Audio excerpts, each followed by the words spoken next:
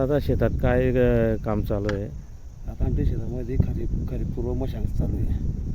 देवाचा पाऊस पडल्यामुळे पावसाळा सुरुवात होत आहे अगोदर खरीप वाहण्या वगैरे मारून घेऊ आणि कधी पावसाळा चालू झाला तर पेरणी वगैरेची तयारी करू.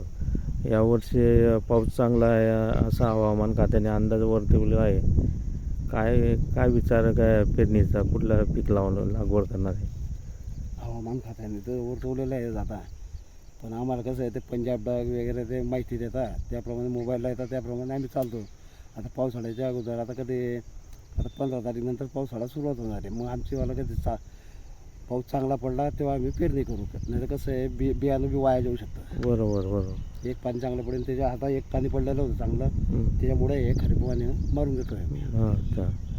तरी यावर्षी काय आपण कुठलं पीक घेण्याचे विचार आहे? यावर्षी लावायला जास्त येता पाऊस दादा, कपाशीला भाव नाही आहे, मक्याचं उत्पन्न बी कमी आहे आमचा एरिया आहे हा घरदार शिवा, तर आम्हाला उत्पन्न म्हणजे मक्याचं बी कमी आहे खरीपचं.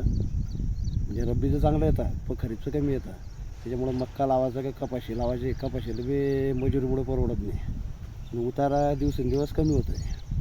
त्याच्यामुळे आता टाईम येईल तसं पाहू आता, आणि उडीद मग नाही तर काहीतरी पाहावं लागेल दुसरं. म्हणजे काय पेरावं तेच विचार करावा लागतो. तेच विचार आहे, तेच समजत नाही. कारण गव्हर्नमेंटच्या किमती त्याच्यामुळे आणि मजुरांचे भाव वाढल्यामुळे काहीच समजत नाही की काय पेरावं काय नाही. आणि जे शेतकऱ्यांच्या मालाला भाव मिळत नाही.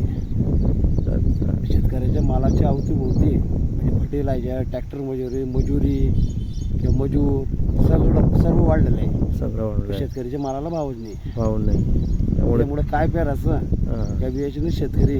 बरोबर. आणि ह्या वर्षी तर भरपूर जमीन अशी पडीच सारखी राहणार आमचे, म्हणजे गहू सारखी.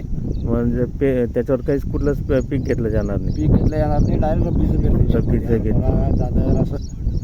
अच्छा. मजुरा भरपूर तिथून गेलेले लोक, मजूर मिळत नाही.